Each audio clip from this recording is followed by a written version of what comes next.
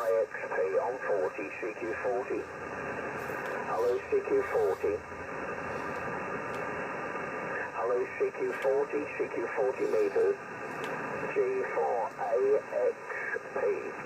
G4 Alpha X-ray Papa calling, listen. Mike 0, Japan Charlie Fox. Yeah, Mike 0, Japan Charlie Fox, G4XP. Good afternoon to you, and thanks for coming back to my call. Good to see you on 40 this afternoon. Don't think we've worked before. Anyway, my name is Gerald, Golf Echo Romeo Alpha Lima Delta, and I'm located here in Warwickshire, near to the town of Nuneaton. Sunny day, and around about 16 degrees at the moment. Anyway, back it comes to you. Let's see what's going on. I'll give you a report in a bit of detail next time. Mike 0, Juliet Charlie Fox, G4, Yeah, Golf 4, Alpha X-ray Papa. This is Mike 0, Juliet Charlie Foxtrot. Very good afternoon to you, Gerald, up there in Nuneaton. The name this side is Mark, Mike Alpha Romeo Kilo.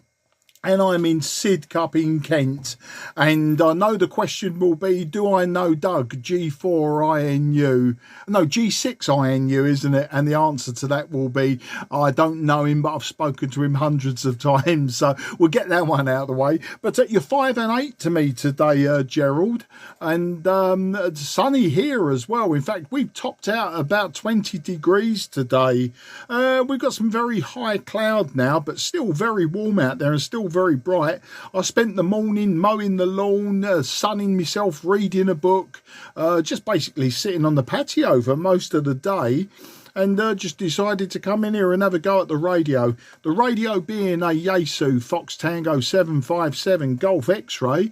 The antenna's a very lazy man's antenna. It's just a random long wire, 90 feet long, with a 9-to-1 unun. I'm not even convinced myself that the unun is a correct match, but we're running about 100 watts into that piece of wire.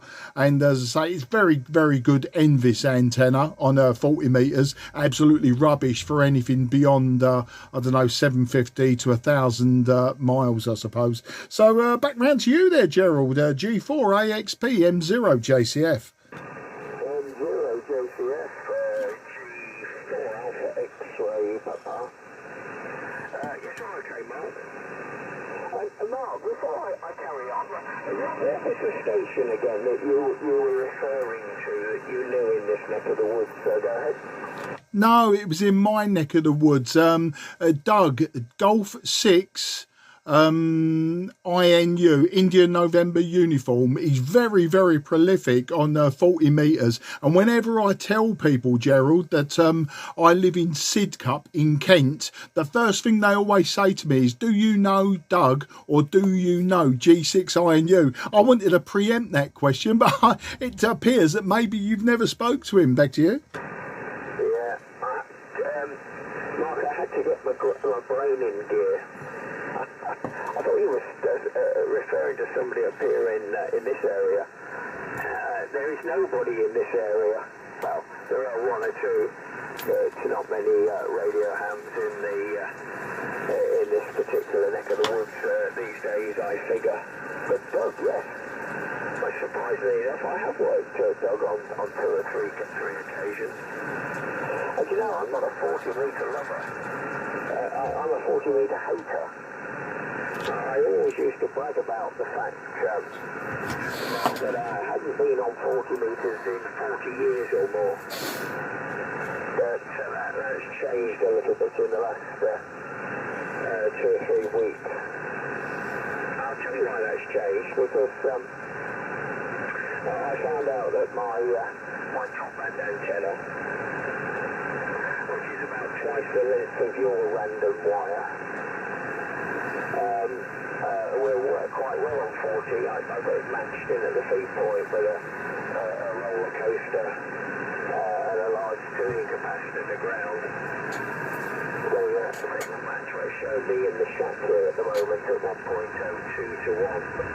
And I know down at the feed point where the feeder is attached to the wire, it's quite similar, so there is no loss in the feeder at all. Yeah, it seems to work quite well on 40. Thanks for this report. There was yours report with me here, Mark, running an old racer FT-840 here, Fox Tango 840, and about 200 watts at the moment into the antenna. And yes, good on you. I like to hear the older clubber on the air, the FT-757. And just having a quick gander at your QRZ entry, both the narrative and the pictures, and really like the pictures of the stuff there. And of course, it all makes sense to me. I'm not a lover of black box radio by any stretch. I still use my old Fox Tango 101 Echo, which I bought over 40 years ago. So yeah, like the stuff, and well done with all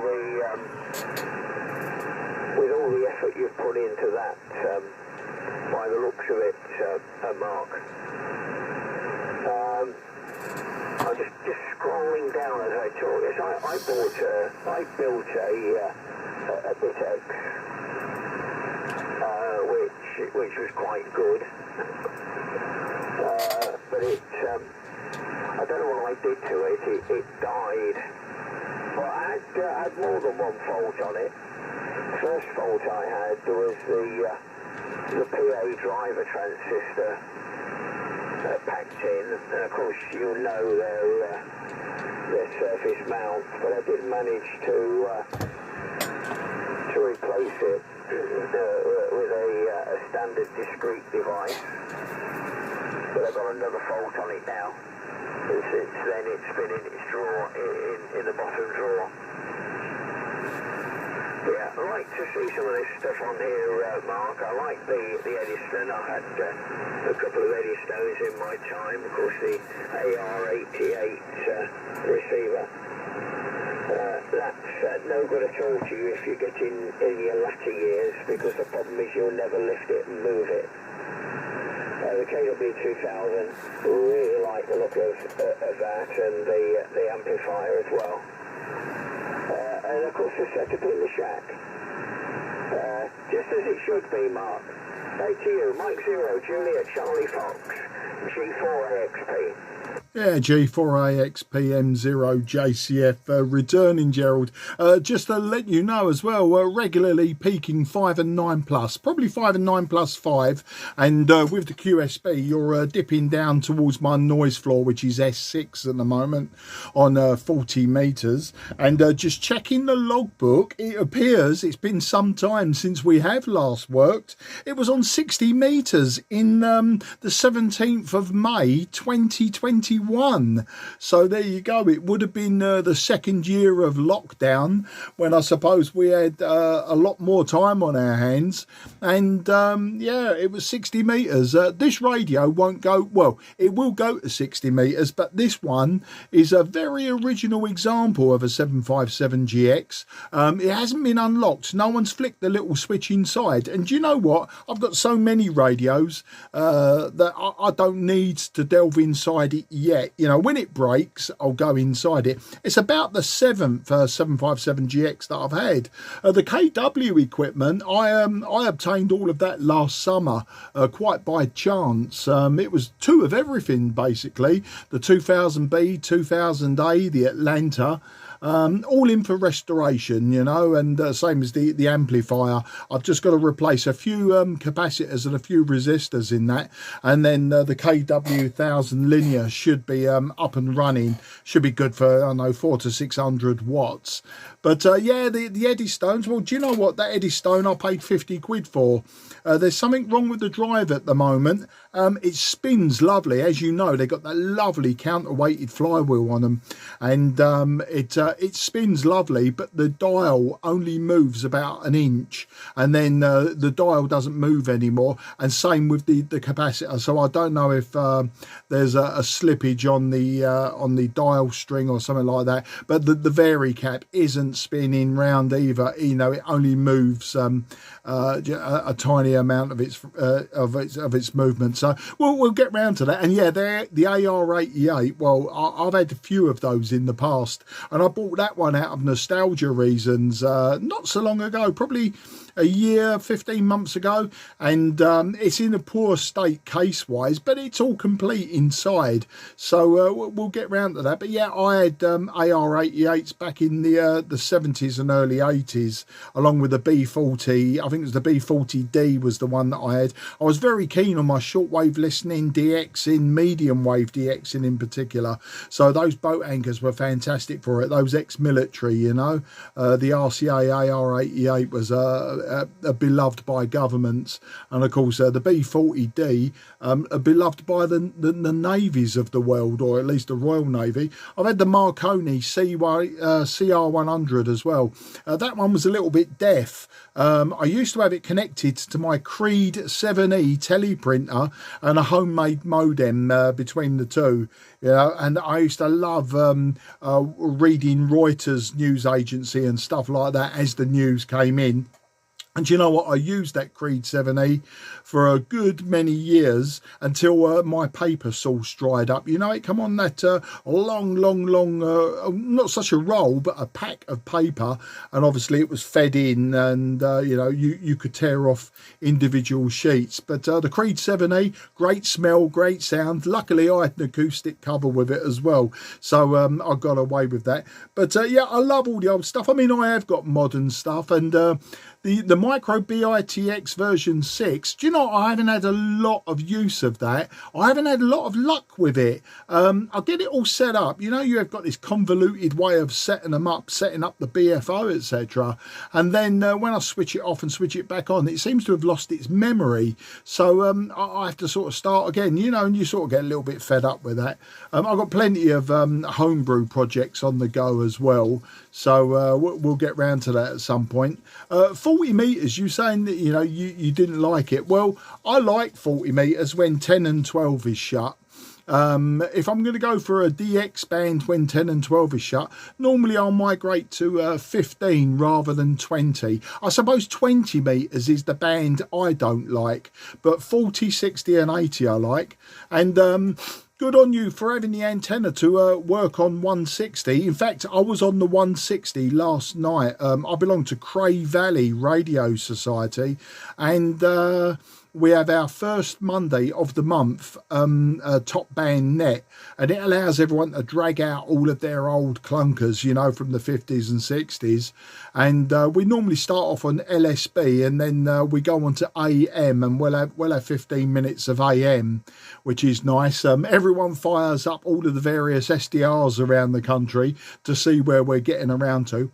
The part of the band that we use as well is 1.905, and as you know, it's 32 watts there, or 8 watts AM carrier. But it's great fun, absolutely fantastic fun. I love those lower bands because they remind me of my childhood and the medium wave DXing. And of course, when I was a kid in the 70s at school, and we were building transmitters, you know, just for testing purposes, but we would build transmitters, and that top band was a great place because obviously, you know, your wiring was very forgiving. You could be quite sloppy, I suppose, is the correct term for it. But you know, you could be quite free with the way that you wired things up. I mean, so long as your oscillator was nice and stable, after that, you know, it was using discrete components, and you know, you can you can have a great fun sort of assembling all the different modules together. So you know your microphone amplifier,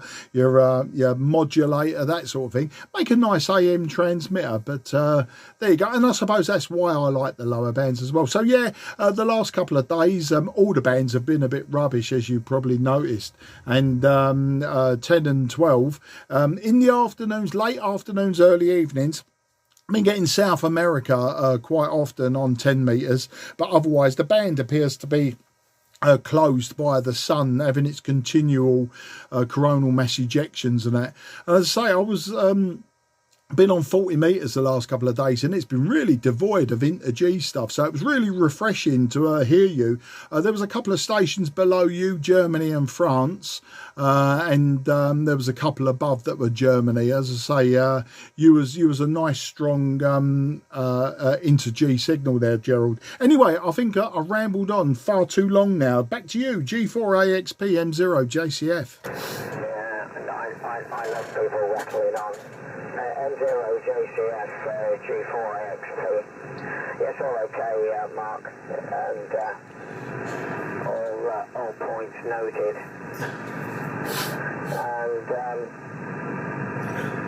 yeah, of course, this equipment, the sort of thing you're displaying is well, is it getting as rare as hen's teeth? Maybe so. It certainly commands a ridiculous price these days, doesn't it? And I know when I bought my Fox Tango 101 Echo in, I don't know what it was, late 70s, I mean it was 400 quid. I mean it's ridiculous paying that sort of money, but it's still worth that today. I've had it 40 years. So it's cost me nothing, has it? 10 quid a year, about 80 pence a month, and it's still worth probably more than what I paid for it because it's in pristine condition. Although it's sort of flogging in a lifetime, but it still works well because I've maintained it when things have gone wrong. But all my stuff before that was home built through the 70s. All valve transmitters. You'll know the stuff because you told me you were involved in that hobby at that time.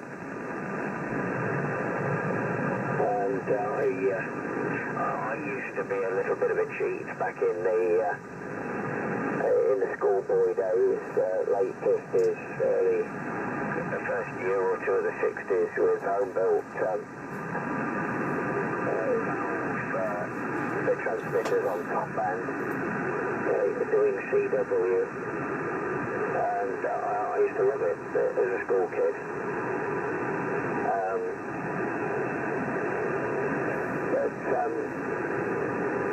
I certainly never had as much equipment through my hands as you seem to have, Mark. Yeah, 60 metres. I spend all my time on 60 metres. That's the problem. I kind of feel settled there. I'm a refugee from top band because the top band was a band for me always. And I used to work as a salesman for a Philips company, Millard. And so I was on the road every day. And I've got a top band mobile bolted into the company car. So I was always on top band. But of course, alas, in more recent times, the band has pretty well died as far as activity is concerned, which is such a shame. But I've been on 60 probably for the last 9 or 10 years, I suppose. When we returned to these shores after living in Australia for quite a few years. The CL100 you mentioned, and I was interested in the CL100 because my dad was a radio officer, naval radio officer during the World War II, I tell you, it wasn't a very happy time for those folks who had to spend their life at sea, sending and receiving Morse code, five-figure codes, day and night, every shift. That's all he did for 6 years. He never wanted to touch a Morse key again.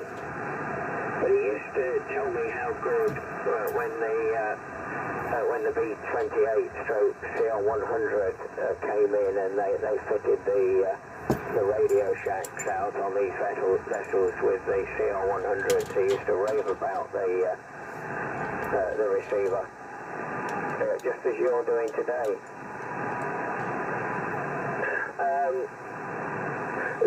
The Cray radio net, I have heard it on there and listened at times, I must admit. So it's good that that keeps going. But really pretty much the only activity to be found on top band is local nets, isn't it? In the evenings, it usually lasts for about an hour or so. And I always used to put out a number of CQ calls on top band early evening. From time to time you catch somebody swimming through. But I've given it up as a dead loss. Dare I admit it, I always was of the opinion, well, if you're not on there trying, you never get anybody, but rarely do you catch anything these days, which is such a shame. But 60 is so much different, and pretty much on 60 everybody knows everybody, and you can have a bit of a chat and a bit of fun, which is what it's all about. I'm not a DX chaser anymore. Mark, I don't go on the HF Spectrum 2015 and 10, and haven't done for a long time. But I've got so many QSL cards here from the early days that it would probably only be repeating what I'd done before, I guess. I'm a guy who likes to have a natter. Mark, let's get back to you. M0JCF G4AXP. Yeah, G4AXP, M0JCF. Yeah, well, that's what it's all about, isn't it? I don't mind the 5 and 9 73 next brigade at the weekends. If it's a country or something like that, I suppose it's a bit selfish, but when they're running a competition, I'll have a look around. I think, if there's a country I've never worked, it ticks a box, then I'll jump on board. But no, as I say, that's why I don't use 20 meters. If I DX mainly by CQing myself and see what comes back. And I particularly like the winter time, 10 meters, 12 meters between sort of September and April. I think you get a better class of operator. Is that the right thing to say? Probably not. No, it just, I suppose, it depends which way the propagation's going around the globe. And, I've been trying to fill in the last, 8 or 9 states that I need in the USA. So that's why I like that time of the year for 10 and 12. I normally get some good replies, but you can only get so many from the East Coast USA. I'm missing Oklahoma, Louisiana, and a few up in the Midwest. So Montana, Wyoming, one of the Dakotas, that sort of thing. So I just want to just fill it all in and then I'm happy. But I know something else will come along. And I'll probably want to work, I don't know, all of the counties or something like that. But yeah, I'm not a DX chaser per se. It's if the opportunity's there, I will. I mean, my antenna for 40, 60, 80 and 160 is, as I said before, no real good for DX. So, I don't even bother trying there. I think the best DX I've had, though, with 40 meters, I have worked East Coast USA, sort of the New York area. So, you're talking, it's quite a short hop really, almost over Greenland and back down. I've worked Kuwait in that direction, Kuwait, Russia, Ukraine. But Kuwait's probably been my most furthest DX on 40 metres in that direction. And Brazil, funnily enough, I worked Brazil once on 40 metres, which was a big surprise to me. But never to be repeated, I think. Especially, I say, not with the antenna that I've got. I've got a big bunch of traps, really good quality traps, actually. And I keep promising that one summer, and maybe this summer, I'm going to make myself a trapped dipole. I've got traps for 10, 15, 20, 40 and 80 metres. So with the space that I've got, and with a bit of folding around the house maybe, I may well be able to get in a trapped dipole. But then the other thing that would let me down, I suppose, especially for DX on the lower bands, would be the height, because the maximum height I can go really is sort of about roof height. So you're talking, what, 25 feet or so. So, as I once again, fantastic for Envis that we're doing now. But no good, you know, get no real lobes that fire off sort of at the right angle. For 10 and 12 metres, I actually use vertical, so I'm okay there.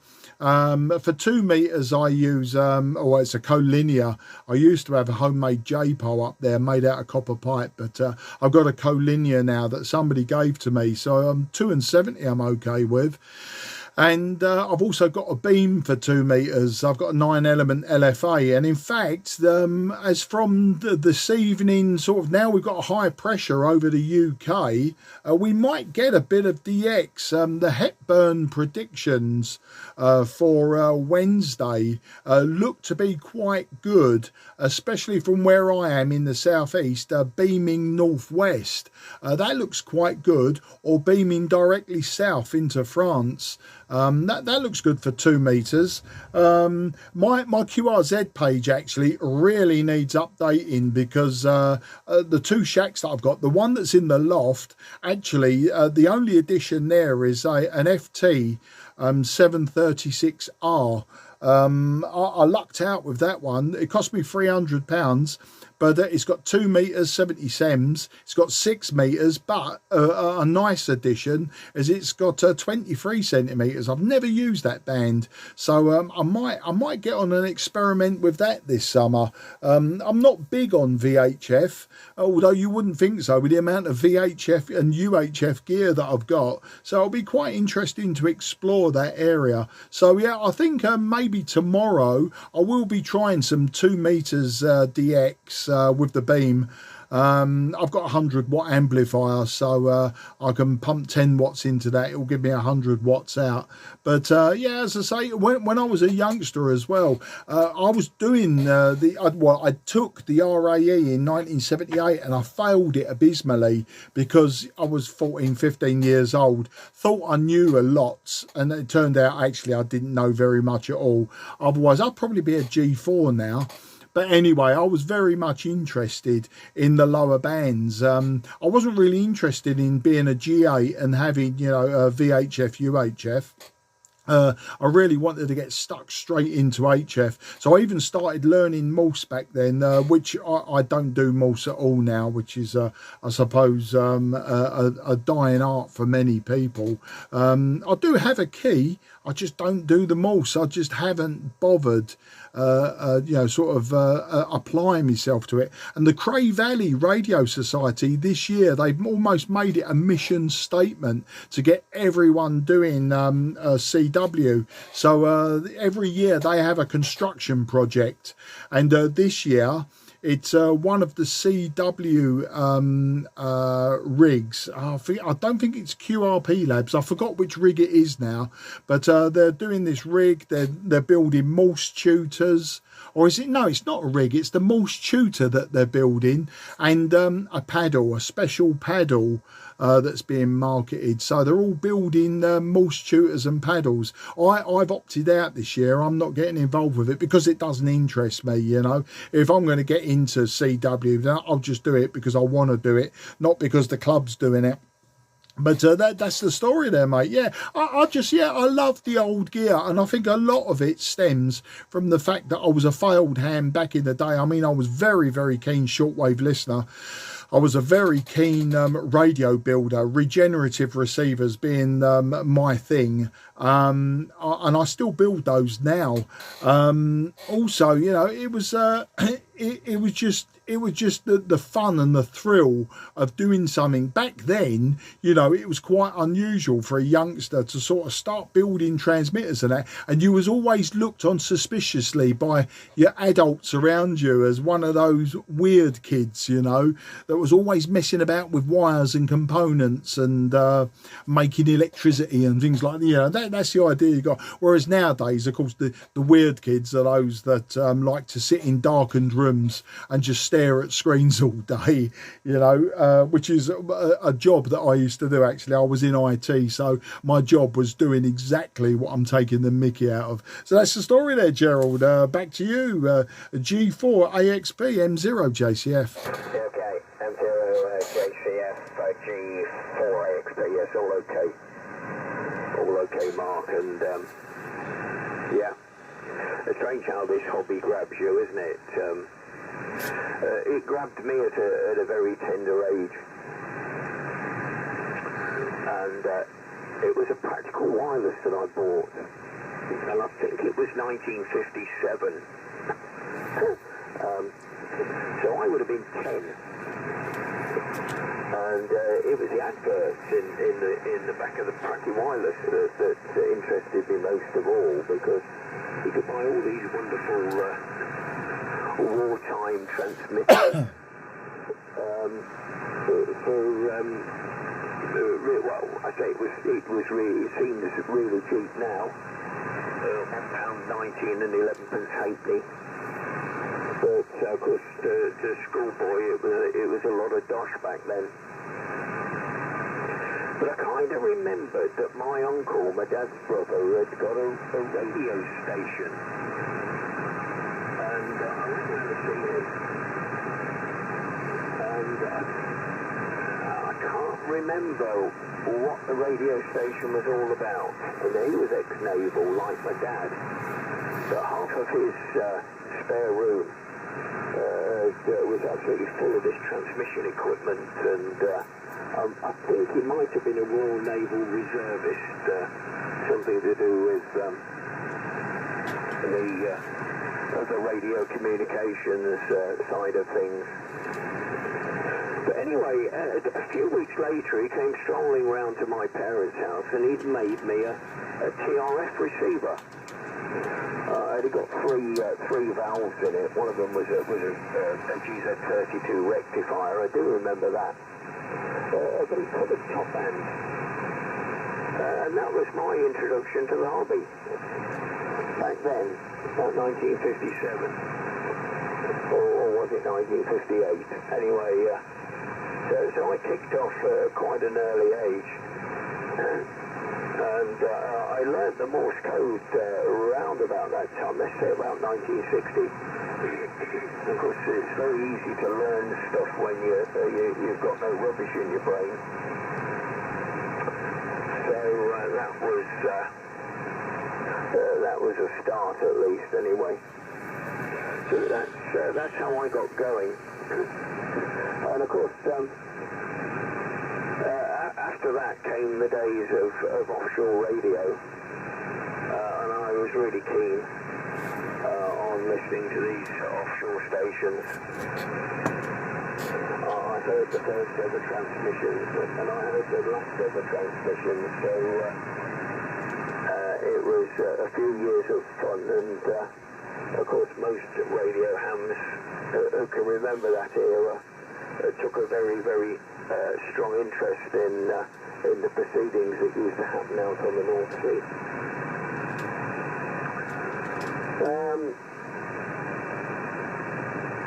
In fact, I still remember my dad saying, and he used to read the Telegraph every day from front to back. And I remember him reading out the headline, and not a headline, it was an article, I think it was on the front page of the Telegraph, that a radio station was going to start transmitting pop music that coming Easter. Of course, which was 1964. I was 17, and it wasn't as though I was a little kid, you know what I mean?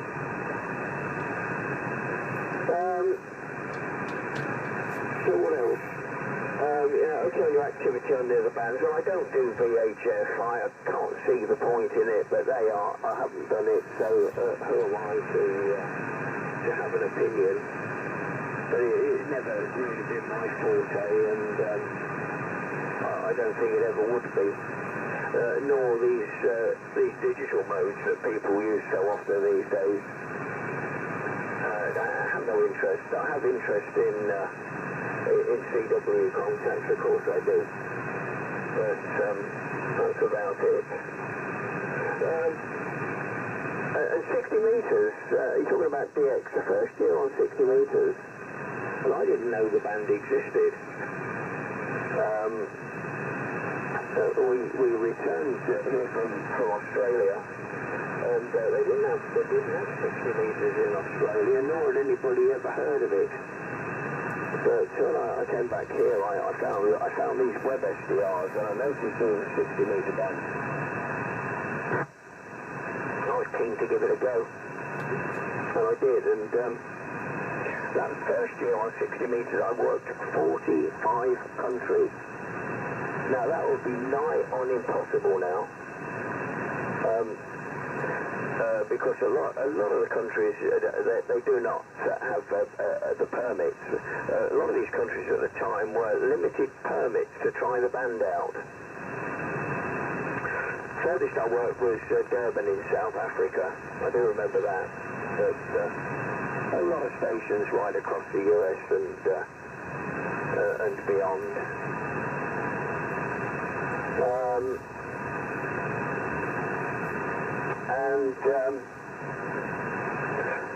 But I still enjoy it. There is still some North American activity on 60 metres.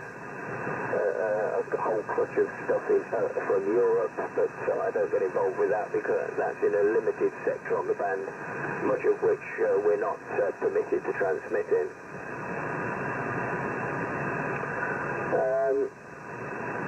I used to like Top Band DXing back in the day, and the best I ever did on Top Band, and I can't believe it, was I worked KB4FZ in the Caribbean from my mobile setup on Top Band, which on the face of it sounds almost impossible, but it was quite early in the morning when I set off, and it was a very useful time when there's a window on 160. More recently, this week, I put a dipole up for 17 metres. Everybody keeps telling me, oh, you want to try 17. I've never tried any of those WARC bands. So I put a dipole up for 17 metres, and as yet, I thought it was a waste of time. I had a listener over the band, heard nothing. I didn't realise that it had this coronal discharge which had virtually wiped out the band. I just thought that these people who were extolling the virtues of 17 metres were telling me porkies. But I'll give it a few days and give it another try. If you don't mind for me, I shall take it down. A couple of other radios I noticed on the gallery. Well, I'm trying to think what I did notice. Just a minute. Let's find where I am. The two Kodar 85s. They're like gold dust these days, the old 85. I don't know wherever you found those from, Mark. But they were kind of starter radios that people had, and great for chatting on top band.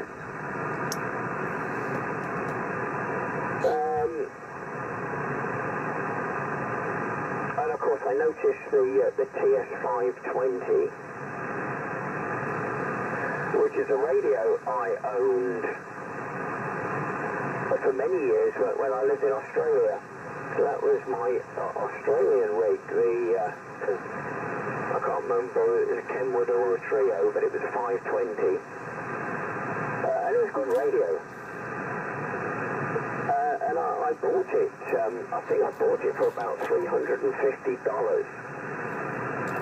And when I sold it many years later, when we came back here, I got, I think I got $750 for it. Over twice of what I ever paid for it.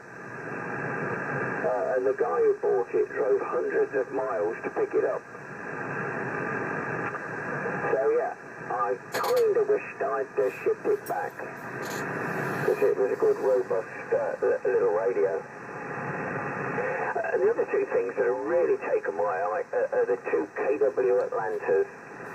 I mean, you know, I do have, I've never had a KW Atlanta. It was something I always wanted back in the day. I really do have a soft spot for the KW Atlanta. And good on you for having those. The other thing was, of course, the KW2000. When the KW2000 came in, it kind of changed the whole concept of the hobby, in as much as you got a multiband transceiver that would run at reasonable power with SSB, all enclosed in one unit. What a wonderful piece of equipment that people would have given the right arm for, with all the wacky home-built stuff that we had to use. And of course it wasn't long after that that the Yaesu ST-101, the first model, came into being. But it really changed the whole concept of the hobby, didn't it? To have these multi-band transceivers. And I must admit I was so jealous at the time if I ever worked anybody using a KW2000. Right, okay, I'm waffling on. Let's put it back, see if you have anything else for me, Mark. M0 JCF G4AXP. Yeah, G4AXP M0 JCF. Nah, you rabbit on there, Gerald. It's great to talk to someone who's got the passion that goes along with the nostalgia as well. And, you know, my nostalgia really goes back to 1974, even though I've only been legally licensed since 2017. But, you know, I'm sort of catching up with all those lost years where I could have been operating legally. And I say legally with emphasis. You said about the PW magazine, because I was born in 1963, so you know I'm 61 now. And PW magazines, I mean, I loved the PW magazine back in the 1970s into the 80s, and then it sort of veered away from being like a constructors magazine. It sort of, I looked at one in the WH Smith's a few years ago, and it just seemed to be a products magazine. Do you know what I mean? It was more products, you know, review this, review that, test this, test that. There wasn't, you know, the art of, you know, get yourself a bit of Vero board and a handful of components and build it, seems to have gone. The other magazine I really loved was Shortwave magazine. Of course, you will remember that one. There is a fantastic site on the internet called World Radio History, and it's got all of those magazines. And I remember back in it would have been the late 80s, some old bloke gave me a massive pile of practical wirelesses that he was throwing out. It was practical wireless and practical television magazines.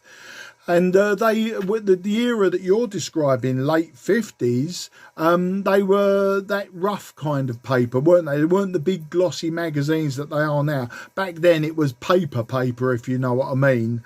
And these, they had green covers.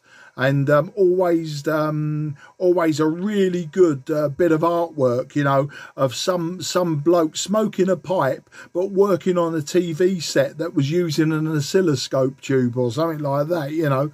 Fantastic days, fantastic magazines. And I remember reading them cover to cover. And, you know, you say about the adverts in them. Yeah, the adverts were fantastic. But then, you know, adverts move with the times, don't they, and the products. So I'm sure nowadays the same adverts are fantastic to a modern breed of person. You know, they want to open up a magazine now that's full of modern icons and Kenwoods and Yaesus, etc. I mean, I've got an IC 7300. I have got an SDR menu-driven radio, and it is fantastic for what it is. You know, it's a completely different beast, even from the one that I'm using here. But yeah, Practical Wireless magazines, but just as much as, say, was Shortwave magazine. I love that magazine, but you can find them all on World Radio History. If you're not already aware of that, you can find all of the back catalogue of Practical Wirelesses, Practical Televisions, Shortwave magazine, etc. And, you know, it's fantastic. If you just want to, like, browse through a couple of them, it's a fantastic resource. I downloaded loads of those old magazines, mainly from the 1970s. And you know what? It was really amazing, the amount of magazines, Practical Wireless in particular, that I remember from the late 80s, just based on the cover. And then it's actually one of the club members gave me a huge pile of 70s and 80s Practical Wireless magazines, and I went through them and reacquainted myself with some of the projects that I'd built. And then I'll move them on as well. You know, I don't have the space now. I mean, I've got so much gear. I don't have the space for piles of magazines that will sit there for years. I'll read a couple, then they'll sit there for years, you know. It's best that they go to someone that's really going to appreciate them. As I say, I can now download whatever ones that I want. And that's, you know, that's the thing. And you say about the KWs, as I say, last summer there was a silent key that I was made aware of, fairly local to me, and it was the niece. She was cleaning out the estate, and she said to me, you know, like, I've got all of this gear, and I made her a fair offer, and I took it all. But it all really does need work. I mean, one of the Atlantas I've already got rid of. One of the 2000As I've already got rid of. So the one Atlanta I've used, and it works lovely on 40 meters as well. So I've used that.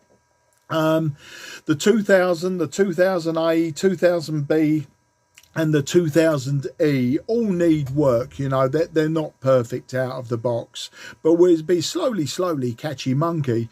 And yeah, you're saying about the AT5s. Yeah, I had 3 of those.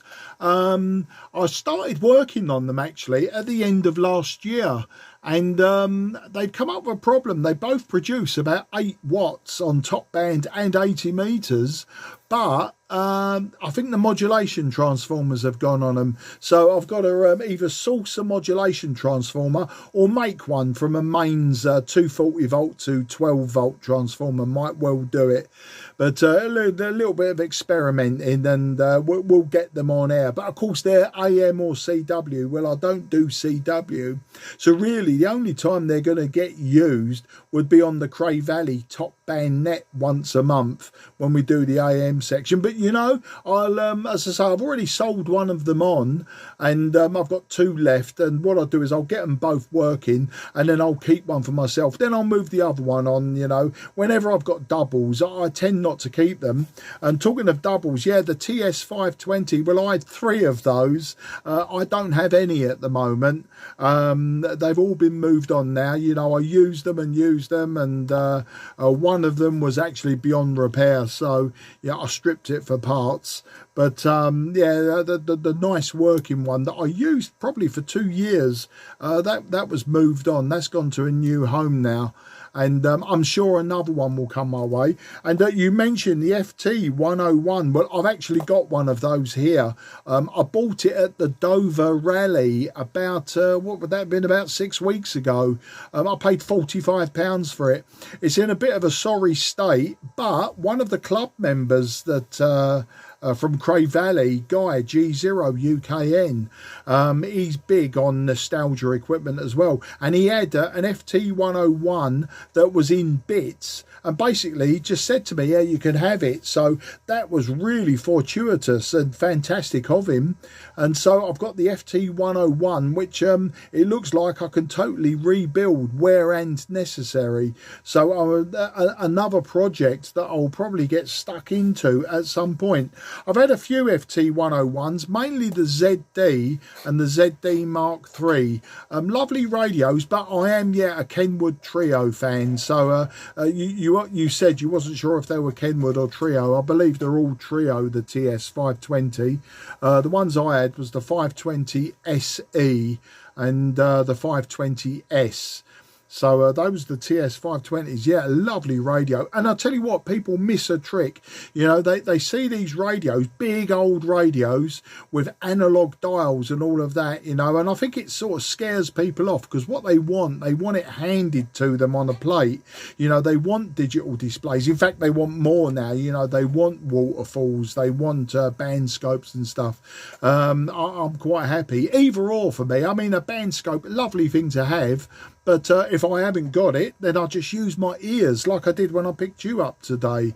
So, you know, it's I'm quite happy to use anything really. But analog dials, no problem. I've got sitting in front of me now a Trio TS700 2-meter all mode rig. You know, AM, FM, CW, upper sideband, lower sideband. All analog, it's all dials and switches, doesn't even have a digital display. And I quite often use that on the Cray Valley 2-meter net on Sundays. So you can see I love the old stuff, because people just almost throw it away. And you know, one man's trash is another man's gold, as the old saying goes.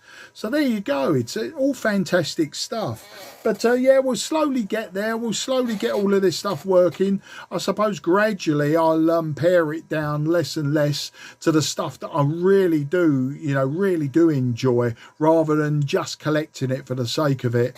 I've become a semi-hoarder, I suppose. I've been buying this stuff and sticking it to one side, and it's gathering dust, which really is a crying shame. But I suppose it's better gathering dust in my garage than gathering dirt and beetles and everything else in some landfill. So that's the way I see it, you know. That's the way I'm going to look at it. As I say, I'm 61, but I am retired. I retired 18 months ago.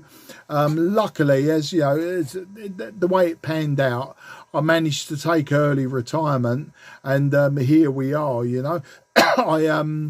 I sort of bought a lot of this stuff before retirement, with the view that when I retired, I wouldn't have to spend pension money, etc., on, you know, like broken old radios to start refurbishing. So I sort of bought that. I bought lots of spares. I've got spares coming out of my ears, especially with valves. I've got valves going back to the 1920s.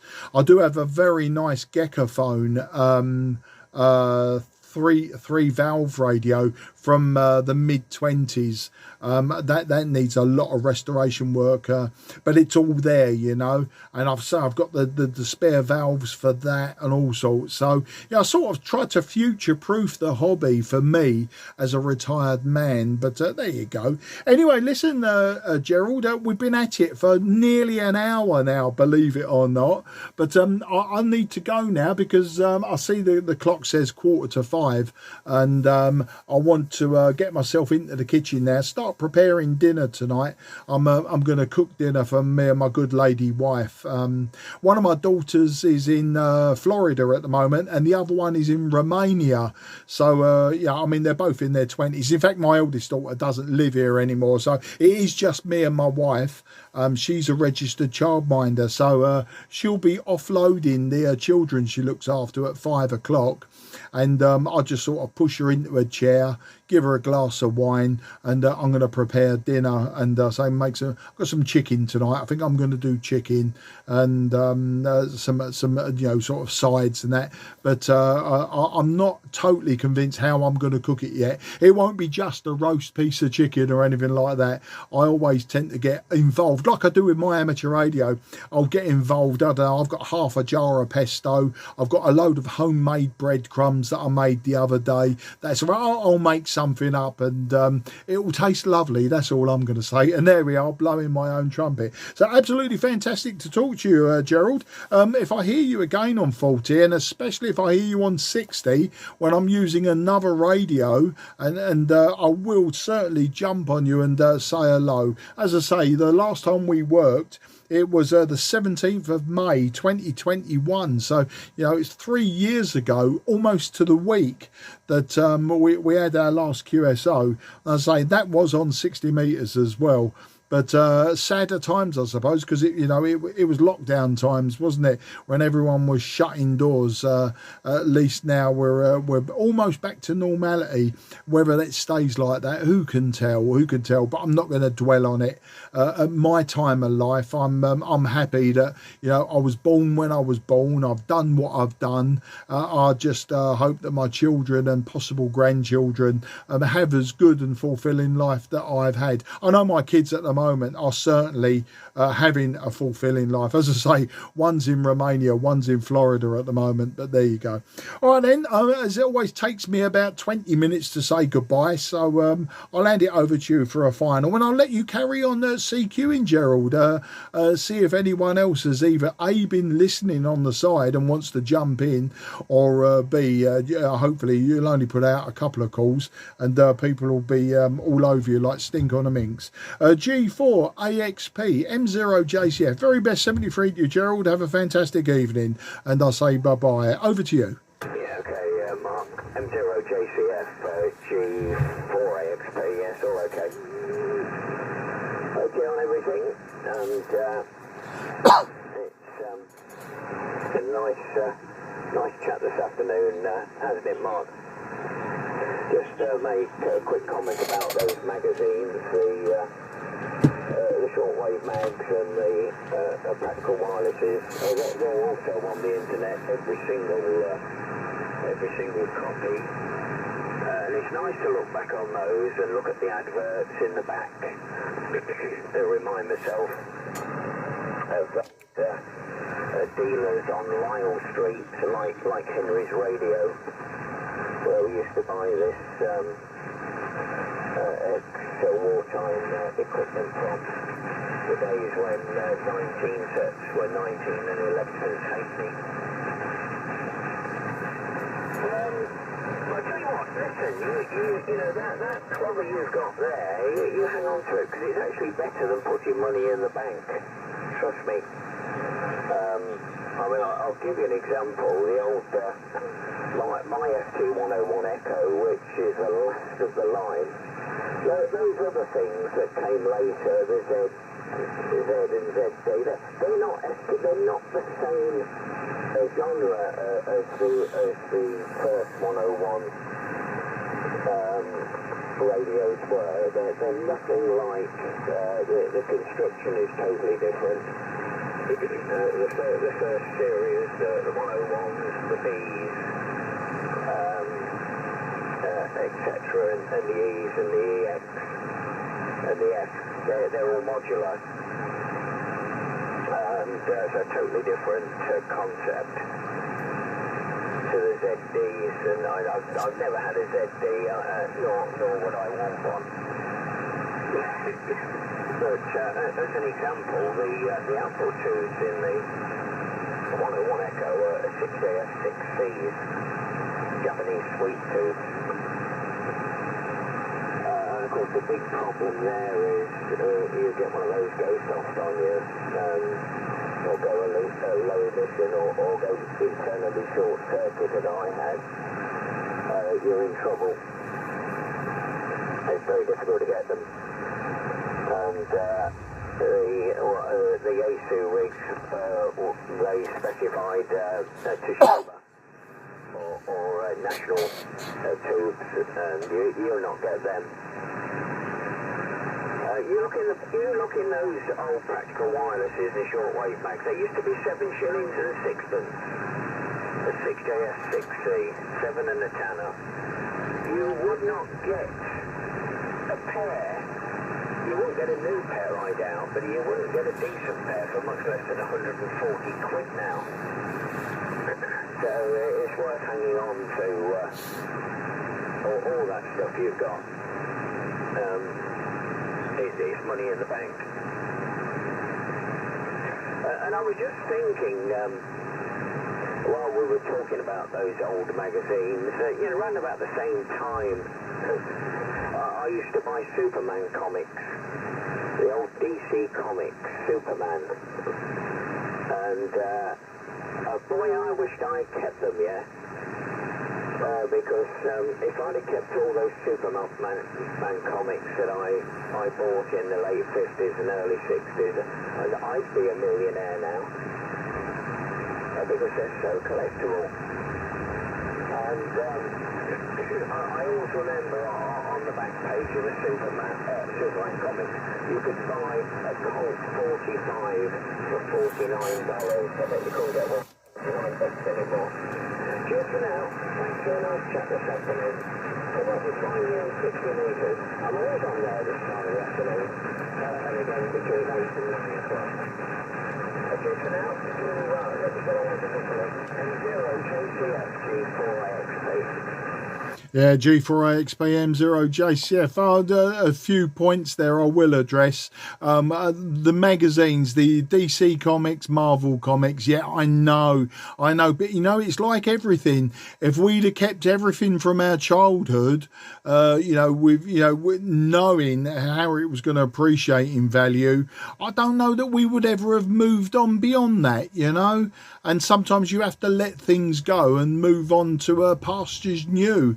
It was the same for me with motorbikes. When I think of the late 70s, 1980s, the motorbikes that I used to buy for 100 quid, 150 quid, or even 200 quid, now the same motorbikes are swapping hands for 6,000-7,000 quid because they become nostalgic, and also collectible. Just like when I started motorcycling late 70s, everyone was collecting Vincents, AJS's, Matchless, BSA. I mean, the BSA Gold Star, or the Vincent Comet, or the Vincent Rapide, Vincent Black Shadows, Bonneville Ironheads, 59 Ironheads, that sort of thing, they were fetching big money. And me and my mates used to say, oh, what do you want that old piece of rubbish for? But of course, the people that were buying them were the people that rode them 25 years previous. So there was this nostalgia thing, and so much nostalgia is there. And that sort of artificially pushes up the prices as well as the collectability. So it's a nostalgia thing as well. Anyway, I did say I was going to go. I did say it takes me forever to say goodbye, and I'll let you carry on now. So you take care, and I will look out for you on 60 metres. Mike 0, Juliet Charlie Foxtrot is now clear. Thanks, and very good evening to you. Yeah, okay, Mark, G4AXP, yeah, thanks for a nice chat. And okay, point taken on the motorcycles too. Right, thanks Mark, I've got to get out of here now. It's getting close to my tea time, so I wish you a good evening, and certainly keep an ear out for you. We'll go through it all again, Mark. Cheers for now. M0JCF G4AXP, bye-bye.